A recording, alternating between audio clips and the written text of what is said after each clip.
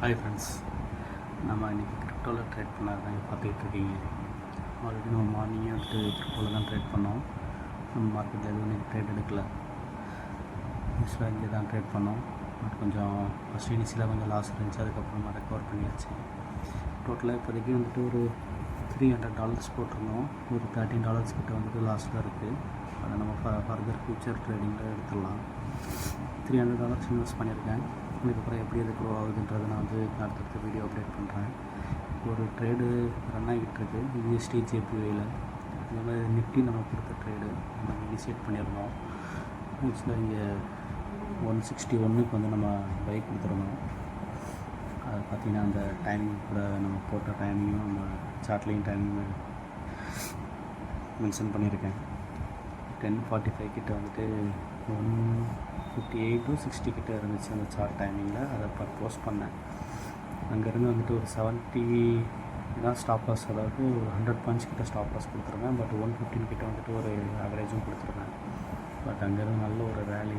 நம்ம ஆல்ரெடி சொல்லியிருந்தோம், எந்த ஒரு நியூஸும் இல்லாமல் மார்க்கெட் கீழே விழுது, கண்டிப்பாக பவுன்ஸ் பேக் ஆகும்னு நம்ம இதுக்கு முன்னாடியே வீடியோவில் சொல்லியிருந்தோம். அதுதான் இன்றைக்கி நடந்திருக்கு. அதே மாதிரி ரெசிஸ்டன்ஸையும் பிரேக் பண்ணி நிற்கிது. மண்டே ஏதாவது ஒரு ஃபால் வந்துச்சுன்னா பை பண்ணி வச்சுக்கோங்க. நான் திரும்ப அதான் சொல்கிறேன், ஃபால் வருதுன்னா பை பண்ணி வச்சுக்கோங்க. அதுக்காக வந்துட்டு நான் புட் சைடில் தான் போவேன்ற மாதிரிலாம் வந்துட்டு செல் சைடில் போகாதீங்க. இப்போதைக்கு நல்ல மொமெண்டம் இன்றைக்கி ஒரு கிட்டத்தட்ட ஒரு 100 பாயிண்ட்ஸ் கிட்ட ப்ராஃபிட்டில் இருப்பாங்க. 115 வரல, பட் 160 வாங்கினவங்களுக்கு 250 270 கிட்ட போயிருந்துச்சு. இதுதான் நம்ம நெக்ஸ்ட் வீக் எப்படி இருக்குன்றத பார்க்கலாம். அது வீக்லி சார்ட்டில் வச்சுருக்கேன். ஒரு கீழே வந்தாலும் மார்க்கெட் திரும்ப வந்துட்டு மேலே வந்துட்டு பையும் சப்போர்ட் எடுத்து பை பண்ணியிருக்கு. இதனால் வந்துட்டு அடுத்த இதில் வந்துட்டு இங்கேருந்து கொஞ்சம் கீழே வந்துச்சுன்னா பை பண்ணி வைங்க.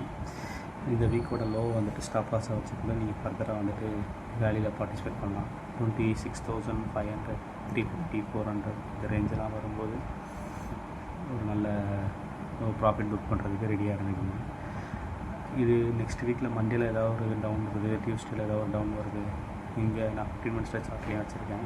26,100 26,000 வருதுன்னா பை பண்ணுங்கள். ஸ்வியராக இந்த வீக்கோட லோவை வந்துட்டு ஸ்டாப் லாஸை வச்சுட்டு கூட ட்ரேட் பண்ணலாம். இப்போ இந்த லோக்கும் கீழே வந்துட்டு சப்போர்ட் எடுக்குது அப்படின்னா 25,800 தான் சப்போர்ட் எடுக்கணும். 25,900 அந்த ரேஞ்சிலையும் பை பண்ணலாம். ஏன்னா நெக்ஸ்ட்டு வந்துட்டு ஒரு ரேலி ஸ்டார்ட் ஆகும். அது வந்து ஃபெஸ்டிவல் ரேலின்னு சொல்லுவாங்க. அந்த ரேலி ஸ்டார்ட் ஆகும். அதில் நம்ம பார்க்கலாம் எப்படி போகுதுன்னு. இதுதான் ஃப்ரெண்ட்ஸ் நம்ம ஷேர் பண்ணுறது. நாளைக்கு கிரிப்டோ ட்ரேட் இருக்குன்னா அப்டேட் பண்ணுறேன். தேங்க்யூ.